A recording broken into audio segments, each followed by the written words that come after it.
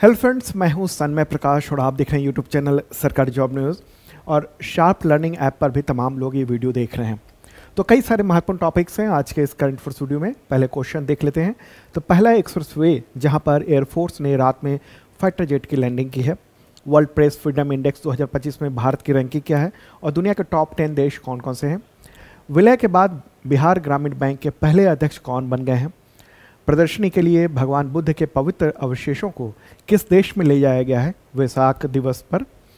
Global military खर्च में भारत किस स्थान पर है, सिप्री की लेटेस्ट रिपोर्ट आई है। और दुनिया में टॉप 10 जो खर्च वाले देश हैं वो कौन कौन से हैं। पाकिस्तान की क्या स्थिति है, क्योंकि अभी जो तनाव चल रहा है उस बीच में ये जो रिपोर्ट आई है महत्वपूर्ण है। वोटर लिस्ट से मृतकों का नाम ऑटोमेटिक हटाने के लिए निर्वाचन आयोग ने किस डेटा का इस्तेमाल शुरू किया है या किसके डेटा का इस्तेमाल शुरू किया है। और भी कई सारे महत्वपूर्ण टॉपिक्स हैं, उन सब पर चर्चा करेंगे। तो शुरू करते हैं दोस्तों। और एक इन्फॉर्मेशन कि जो संडे वाला वीडियो होगा वो आप ज़रूर देखना, क्योंकि वो वीकली टोटल अप्रैल का वीडियो आ जाएगा और मंथली भी हम लोग इवनिंग तक लेकर आएंगे, ठीक है। और यूपी का जो पीईटी एग्जामिनेशन है उसके लिए नोटिफिकेशन आ चुके हैं, फॉर्म भरे जाने वाले हैं। तो हम लोग बैच लॉन्च करने वाले हैं, जल्द ही आपके लिए अनाउंसमेंट हो जाएगा। तो शुरू करते हैं और पहला क्वेश्चन लेते हैं। देश के ऐसे पहले एक्सप्रेसवे का नाम बताएं जहां पर रात में वायुसेना के विमानों की लैंडिंग की सुविधा है और इसका परीक्षण मई 2025 में हुआ है। कब हुआ है? कल ही हुआ है। आंसर होगा गंगा एक्सप्रेसवे, ठीक है। तो ये न्यूज़ भी देख रहे हैं आप। इंडियन एयरफोर्स ने वहाँ पर पूरा प्रदर्शन किया और टेस्टिंग की है, और ये न्यूज़ भी देख रहे हैं आप, ठीक है। रात में हुआ है ऐसा। तो गंगा एक्सप्रेसवे ये ऐसा पहला एक्सप्रेसवे बन गया है जहाँ पर नाइट लैंडिंग की सुविधा भी हो गई है। और अगर सिर्फ दिन की बात करेंगे तो ऐसे और भी एक्सप्रेसवे हैं जहाँ पर दिन में लैंडिंग करवाई गई थी स्ट्रेटजिक व्यू से, ताकि अगर कभी युद्ध होता है और ऐसे में अगर जो हमारे जो हवाई पट्टियाँ हैं उस पर बमबारी कर दी जाती है तो हमारे पास ऐसे एक्सप्रेसवे रहेंगे जहाँ पर विमानों को लैंड कराया जा सकेगा। वहाँ रिफ्यूलिंग और हथियार वगैरह उसको तैनात कर दिए जाएंगे। तो इससे फ़ायदा ये होगा कि हमें जब भी कभी लड़ाई होगी तो उस वक्त हम बहुत मजबूत स्थिति में रहेंगे, ठीक है। तो इससे पहले जो है ना वो एक तो यमुना एक्सप्रेसवे और आगरा लखनऊ एक्सप्रेसवे पर दिन में लैंडिंग कराई गई थी, लेकिन गंगा एक्सप्रेसवे पर ऐसी पहली बार हुई है, ठीक है। तो कहाँ पर ये लैंडिंग सुविधा है? तो गंगा एक्सप्रेसवे पर शाहजहाँपुर के जलालाबाद में 5 किलोमीटर की हवाई पट्टी वहाँ पर बना दी गई है। और आपको पता होना चाहिए कि गंगा एक्सप्रेसवे 36,230 करोड़ रुपए की लागत से बनाया जा रहा है और ये मेरठ से प्रयागराज तक है।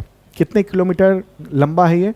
594 किलोमीटर लंबा है और काफ़ी चर्चा में है, इसलिए ये सब भी ध्यान रहना चाहिए अगर आप खासतौर पे यूपी के एग्जामिनेशन की तैयारी कर रहे हैं। तो ये जो डेटा है ना वो सब आपको भी याद रहना चाहिए। और एसएससी रेलवे की कर रहे हैं तो आपको खास बात है कि कहाँ पर लैंडिंग की गई है ये याद रहना चाहिए, ठीक है। तो ये रात में भी और दिन में भी ये लैंडिंग की गई है, करवाई गई है। और कई सारे जहाज जैसे Sukhoi SU-30, MiG-29, Rafale, Jaguar, मालवाहक विमान है हरक्यूलिस C-130, मालवाहक विमान है AN-32, Mi-17 हेलीकॉप्टर, इन सब की लैंडिंग कराकर देखा गया कि हम उस वक्त यानी जब बहुत ज़रूरी हो तब हम किस तरीके से यहाँ पर यूज़ कर पाएंगे, ठीक है। चलिए अब आगे बढ़ते हैं, अगला क्वेश्चन लेते हैं। इंपॉर्टेंट प्रश्न, विश्व प्रेस स्वतंत्रता दिवस कब मनाया जाता है? तो वह है 3 मई को। और 2025 की थीम क्या है? पत्रकारिता, मीडिया और मानवाधिकारों पर आर्टिफिशियल इंटेलिजेंस यानी AI का जो प्रभाव है उस पर। देखिए, आर्टिफिशियल इंटेलिजेंस के दौरान पत्रकारिता पर और मीडिया पर बहुत बड़ा प्रभाव पड़ा है, क्योंकि बहुत सारे काम जो है ना अब AI करके दे रहा है, ओके। और AI के युग में इनको इस चीज़ को नहीं भूलना चाहिए कि हर चीज़ वही कर दे। तो मीडिया का जो काम है वो निष्पक्ष रहना वो ज़रूरी है। ये एक तरह से मैसेज दिया गया है इसके ज़रिए। तो विश्व प्रेस स्वतंत्रता दिवस जो है ना वो यूनेस्को के द्वारा ये घोषित है और पहली बार 1993 में मनाया गया था। और ये दिन जो है ना प्रेस के स्वतंत्रता के मूलभूत जो सिद्धांत है उसको सम्मान करने, उसको बरकरार रखने के लिए ये इम्पॉर्टेंट है, ठीक है। मीडिया जो है स्वतंत्र रहे और स्वतंत्र रूप से आवाज़ उठा सके, सरकार या किसी समूह का दबाव न रहे उस पर, इसलिए ये दिवस मनाया जाता है। अब इसी से रिलेटेड अगला क्वेश्चन लेंगे। प्रश्न होगा कि वर्ल्ड प्रेस फ्रीडम इंडेक्स 2025 में पहले रैंक पर कौन सा देश है, फर्स्ट रैंक कौन है? आंसर होगा नॉर्वे। नॉर्वे पिछले कई साल से पहले स्थान पर है, वहाँ पर प्रेस की स्वतंत्रता दुनिया में सबसे ज़्यादा है। अगर टॉप 10 देशों की लिस्ट देखना चाहते हैं तो आप देखिए, नॉर्वे नंबर 1 है, सेकंड पे एस्टोनिया है, थर्ड पे है नीदरलैंड्स, फोर्थ पे स्वीडन है, फिफ्थ पे फिनलैंड है, सिक्स पे डेनमार्क है, सेवन्थ पे आयरलैंड है, एट्थ पर पुर्तगाल है, नाइन्थ पर स्विट्जरलैंड है और 10th पर चेकिया है, यानी चेक रिपब्लिक। चेक रिपब्लिक को चेकिया भी कहा जाता है। ठीक है, तो ये तो पूरा मैप दिया गया है, उसमें भारत की स्थिति आप देख रहे हैं रेड कलर में है। तो अब ये देख लेते हैं कि भारत की रैंकिंग क्या है वर्ल्ड प्रेस फ्रीडम इंडेक्स 2025 में। आंसर क्या होगा इसका? इसका आंसर होगा 151। 151 अच्छी रैंकिंग नहीं है, तो ये है। और इस रिपोर्ट को किसने जारी किया है? इस रिपोर्ट को जारी किया है रिपोर्टर्स विदाउट बॉर्डर्स ने, यानी RSF ने जारी किया है, और इसको ग्लोबल मीडिया वॉच डॉग माना जाता है RSF को। ये एक इंटरनेशनल NGO है जिसका स्वघोषित उद्देश्य है मीडिया की स्वतंत्रता की रक्षा करना और उसको आगे बढ़ाना। मुख्यालय इसका है पेरिस में। ठीक है, पेरिस फ्रांस की राजधानी, और इसको संयुक्त राष्ट्र के साथ सलाहकार का दर्जा प्राप्त है, यानी संयुक्त राष्ट्र का ये सलाहकार भी है ये पूरा ऑर्गेनाइजेशन, यानी रिपोर्टर्स विदाउट बॉर्डर्स। तो कितने देशों की इसमें रैंकिंग है? तो इसमें 180 देशों की रैंकिंग दी गई है, और भारत की रैंकिंग 2025 में कितनी है? 151। ठीक है, अब सवाल होगा कि ये कैसे तैयार किया जाता है? तो इसके कई सारे इंडिकेटर्स हैं। कौन कौन से इंडिकेटर्स हैं? देखिए, पॉलिटिकल, इकोनॉमिक, लेजिस्लेटिव, सोशल और सिक्योरिटी, ये सब इंडिकेटर्स हैं, और इसी के आधार पर तैयार किया जाता है। तो उसमें भी अलग अलग रैंकिंग होती है, जिसे ओवरऑल 151 है भारत की रैंकिंग, लेकिन पॉलिटिकल इंडिकेटर में 151 है, इकोनॉमिक इंडिकेटर में 132 है, लेजिस्लेटिव इंडिकेटर में 141 है, सोशल इंडिकेटर में बड़ा ही खराब स्थिति है 160, और सिक्योरिटी इंडिकेटर यानी पत्रकारों की सुरक्षा वगैरह में 155 ये रैंक है। तो ये 2025 का आंकड़ा है, और ये 2024 का आंकड़ा है। 2024 में जो हमारी स्थिति थी 159 थी। ठीक है, तो पिछली बार से थोड़ी सी बेहतर स्थिति हम लोगों को देखने को मिली है इसमें। ओके, और अगर हम पड़ोसी देशों की बात करेंगे, अपने पड़ोसी की, तो उसकी देखिए, चाइना की जो रैंकिंग है 2025 में वो 178 है। 2024 में पिछले साल 172 थी। ओके, नेपाल की अभी है 90, बांग्लादेश की 149 है, म्यांमार की रैंकिंग 169 है, भूटान की 152, श्रीलंका की 139, पाकिस्तान की रैंकिंग 158 है, भारत से नीचे है। अफगानिस्तान की बहुत ही खराब है, 175 रैंकिंग इसकी है। ठीक है, और इस रिपोर्ट में भारत पर बड़ा ही कटाक्ष किया गया है कि भारत में प्रेस की स्वतंत्रता संकट में है। एक मैं उसका क्लिपिंग दिखा देना चाहता हूँ जो इस रिपोर्ट में ये बताया गया है। रिपोर्ट में ये कहा गया है कि पत्रकारों के खिलाफ हिंसा, अत्यधिक केंद्रीकृत मीडिया स्वामित्व, मतलब कुछ ही घराने के पास मीडिया, और राजनीतिक जो संरेखन है यानी उसका जो प्रभाव है, तो उसके साथ प्रेस की स्वतंत्रता दुनिया के सबसे बड़े लोकतंत्र में यानी भारत में संकट में है, ऐसा कहना है रिपोर्टर्स विदाउट बॉर्डर्स का। ठीक है, और इसमें यह भी बात लिखी गई है, ये आप देख रहे हैं कि 2000 मतलब जिस देश में कहा गया है कि उस देश की ये हालत है जिस देश में 2014 से भारतीय जनता पार्टी यानी भाजपा के नेता और हिंदू राष्ट्रवादी दक्षिणपंथी के अवतार प्रधानमंत्री नरेंद्र मोदी का शासन है। ये चीज़ें भी इसमें कटाक्ष के तौर पर इसमें लिखी गई हैं। भारत लगातार पिछले कई सालों से इस रिपोर्ट को खारिज करता रहा है। भारत सरकार ने पिछले कई बार से ये कहा है कि हम इसको नहीं मानते हैं, और पिछली रिपोर्ट जो आई थी उसमें सरकार का ये कहना था कि जो इंडेक्स है वो संदिग्ध है, गैर पारदर्शी है, और ये रिपोर्ट बेहद कम नमूने और लोकतंत्र के जो बुनियादी सिद्धांत है उसका ख्याल नहीं रखता है ये जो रिपोर्ट है वो। ठीक है, तो ये कुछ डेटा है जो इम्पॉर्टेंट और कुछ जो तथ्य थे वो सब मैंने आपको बताएं। अब आगे बढ़ते हैं और अगला क्वेश्चन लेते हैं, इंपॉर्टेंट प्रश्न होगा। उससे पहले आपको बताऊं कि अगर आप करंट अफेयर्स की शानदार तैयारी करना चाहते हैं तो मेंबरशिप प्लान ले सकते हैं। 2 तरह के मेंबरशिप प्लान है शार्प लर्निंग ऐप पर। ऐप जो है ना इस वीडियो के डिस्क्रिप्शन में मिल जाएगा, या फिर आप गूगल प्ले पर सर्च कर सकते हैं शार्प लर्निंग, या फिर सन्मय प्रकाश पे सर्च कर लेंगे तो आपको शार्प लर्निंग ऐप मिल जाएगा। और उसमें 2 तरह के मेंबरशिप प्लान है। एक है ISPCS मेंबरशिप प्लान जो कि उन खास एग्जामिनेशंस के लिए, UPSC और स्टेट PCS के लिए, और एक है बेसिक मेंबरशिप जो कि SSC, टीचर, रेलवे, पुलिस, जैसे यूपी का PET है, इन सब के लेवल का है। और इसमें पिछले 2 सालों के कंटेंट मिल जाते हैं करंट अफेयर्स के, और अगले 1 साल तक यानी अभी से 365 दिनों तक अपडेट मिलेगा। मैंने 2026 का भी मिलेगा आपको करंट अफेयर्स का अपडेट। उसमें वीडियो होता है, PDF होता है, टेस्ट होता है, और संबंधित एग्जामिनेशन का टेस्ट सीरीज भी देते हैं हम लोग, ताकि तैयारी बिल्कुल शानदार ढंग से हो पाए। PDF कई तरीके के होते हैं, 1 लाइनर होते हैं, MCQ होते हैं, MCQ नोट्स होते हैं, ताकि आप जितनी गहराई से चाहें उतनी गहराई से पढ़ सकते हैं। ओके, क्लियर होगी बात। और वो PDF weekly, monthly, quarterly, yearly, ये हर तरीके का होता है। तो एग्जामिनेशन की शानदार तैयारी करंट अफेयर्स की हो सकती है। और इसके अलावा आपको बताऊं कि BPSC 71 BPSC का GS फाउंडेशन बैच चल रहा है, UPPCS का GS फाउंडेशन बैच चल रहा है, UPSI, UP कांस्टेबल, इन सब के बैचेज चल रहे हैं शार्प लर्निंग ऐप पर। बहुत शानदार टीम है। और UP PET का वो भी बैच अब बस लॉन्च हो ही रहा है, और बहुत ही मामूली से प्राइसेस में। तो देख सकते हैं आप शार्प लर्निंग ऐप पर। चलिए अब आगे बढ़ते हैं। अगला क्वेश्चन लेंगे हम लोग। गिरिजा व्यास का निधन हो गया 1 मई 2025 को।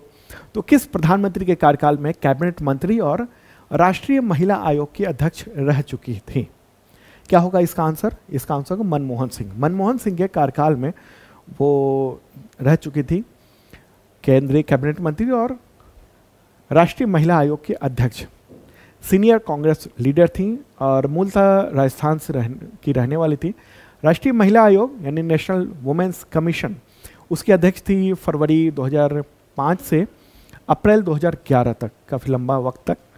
और मनमोहन सरकार में वो केंद्रीय कैबिनेट थी 2013-14 के बीच में। हालांकि उससे पहले वो राज्य मंत्री रह चुकी थी PV नरसिंह राव के दौरान 1991 से 93 के बीच में। ठीक है, उनका निधन हो गया। हुआ ये कि उनके परिवार के सदस्यों का ये कहना है कि उदयपुर में जो शहर है वहाँ पर उनका घर था। पूजा की आरती करते समय, पूजा के दौरान आरती करते समय वो झुलस गई थी, उनके कपड़े में आग लग गई थी, और उसके बाद फिर उनको अहमदाबाद रेफर किया गया था। 1 मई को उनका निधन हो गया। अगला क्वेश्चन होगा, मतदाता सूची से मृतकों का नाम ऑटोमेटिक हटाने के लिए भारत निर्वाचन आयोग ने इनमें से किसका डेटा का इस्तेमाल करने का ऐलान किया? आंसर क्या होगा? भारत के महापंजीयक, ठीक है, यानी रजिस्ट्रार जनरल, उसका जो डेटा है वो। एक पद होता है registrar general and census commissioner of India, ठीक है। तो ये 2 पद होते हैं लेकिन एक ही व्यक्ति होता है। तो उसी में से जो एक पद है भारत के महापंजीयक, तो उन्हीं का पूरा रजिस्टर होता है। तो उसमें क्या है ना कि जो तमाम जो जन्म और मृत्यु, इन सब का आंकड़ा वहाँ पर रखा जाता है। जैसे ही आपने नगर निगम में जाकर जन्म का या फिर अपने पंचायत में या जहाँ भी जो डेटा आपने अपडेट करवाया जन्म और मृत्यु का, वैसे ही वो डेटा यहाँ पर चला जाता है और ये जो पूरे देश का डेटा है उसमें आ जाता है। तो अब क्या किया जाएगा, जैसे ही उसके पास यहाँ पर डेटा पहुँचेगा वैसे ही भारत निर्वाचन आयोग जो है ना, और ये न्यूज़ भी आप देख रहे हैं, तो भारत निर्वाचन आयोग के पास वो डेटा मिल जाएगा यहीं से सीधे भारत के महापंजीयक यानी रजिस्ट्रार जनरल ऑफ इंडिया से, ठीक है। तो उससे क्या होगा, वो उसको हटा दिया जाएगा। BLO जो है ना उन सबको हटा देंगे, उन सब नाम को हटा देंगे। अभी क्या है कि परिवारिक जनों को ये BLO के पास जाना पड़ता है। BLO यानी बूथ लेवल ऑफिसर जो होते हैं, फिर वो उस आवेदन लेते हैं और उसके बाद उसमें फिर लिस्ट से विलोपित करने यानी हटाने का काम करते हैं। लेकिन अब ये ऑटोमेटिक हो जाएगा, तो ये एक खास चीज़ हुई है।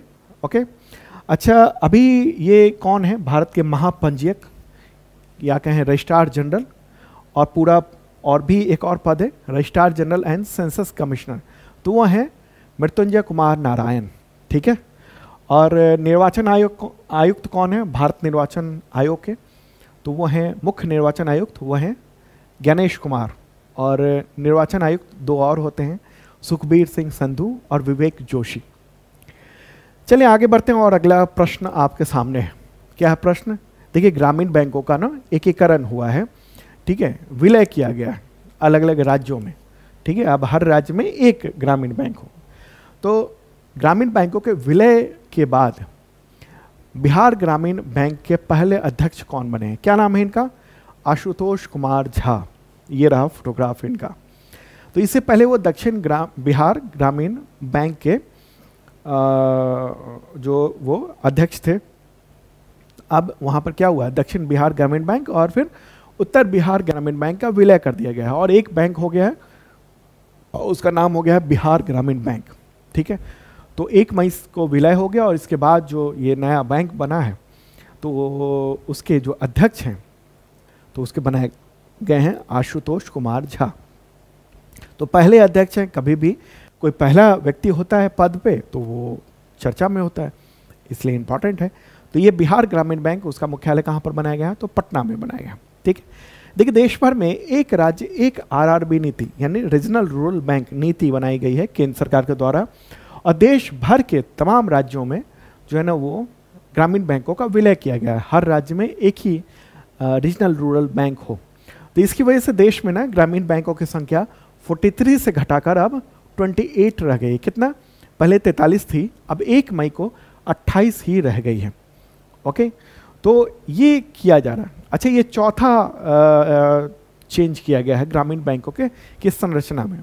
इससे पहले 3 बार किया जा चुका है, जैसे 2020-21 में 196 थे, तब 43 रह गया था।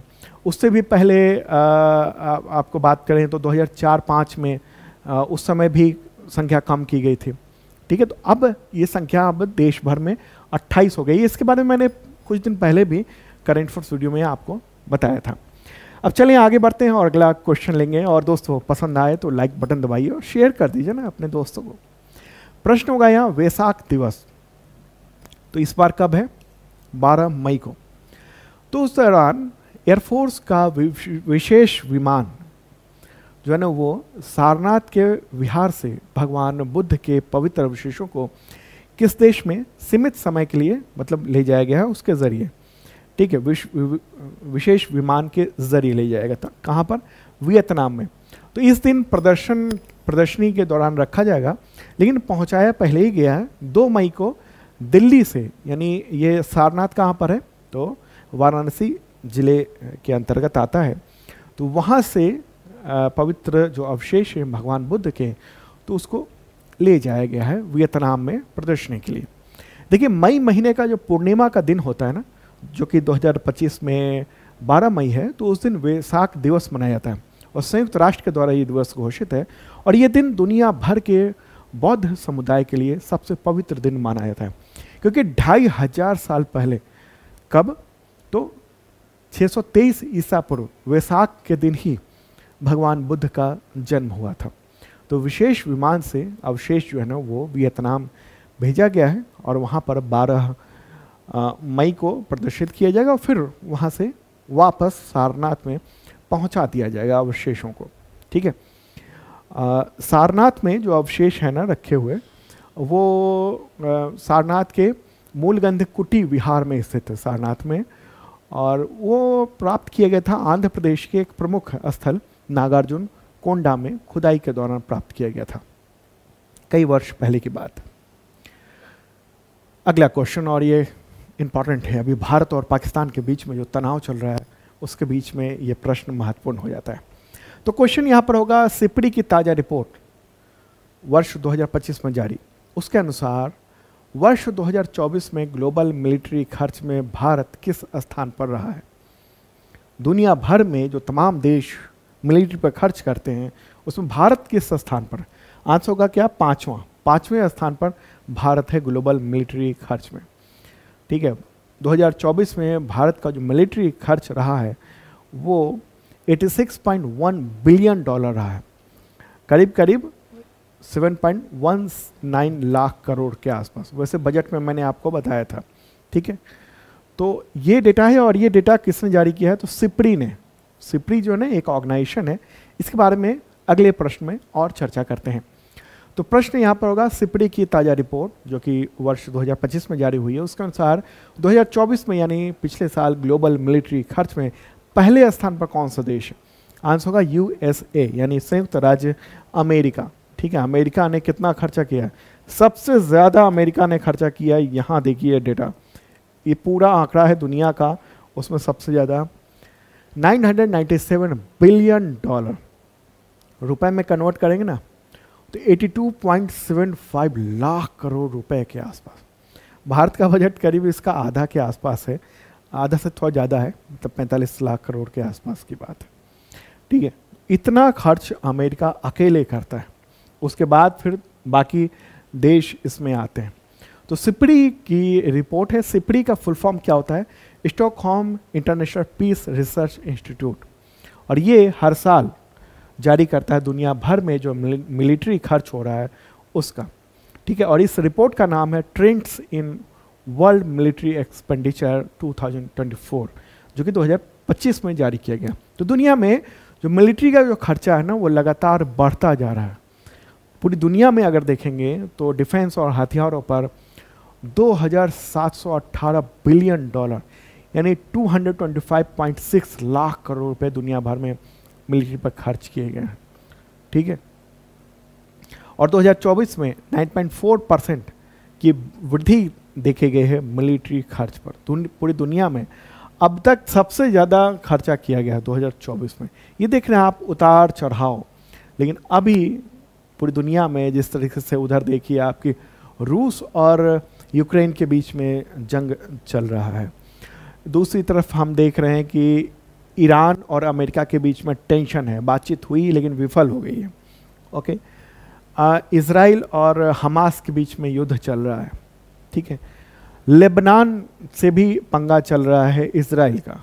ओके, तो कई सारे देश और भारत और पाकिस्तान जो है अभी जंग के मुहाने पर लगभग खड़ा है, जो बातचीत जो रिपोर्ट्स आ रही है उसमें। ऐसे में क्या है, ऐसे में क्या होता है, हथियारों की जो होड़ है ना वो लगातार बढ़ती जाती है। ठीक है, तो ये जो है ना बड़ी बात है। और अगर हम देखेंगे कि जो मिलिट्री खर्चा है वो अगर देखेंगे, देखिए अमेरिका का इतना है, उसका फिर दूसरे स्थान पर चाइना है, फिर तीसरे पर रूस है, चौथे पर जर्मनी है, पांचवें पर भारत है, और पाकिस्तान कहाँ पर है? 29वें स्थान पर है, और भारत को धमकी देता रहता है।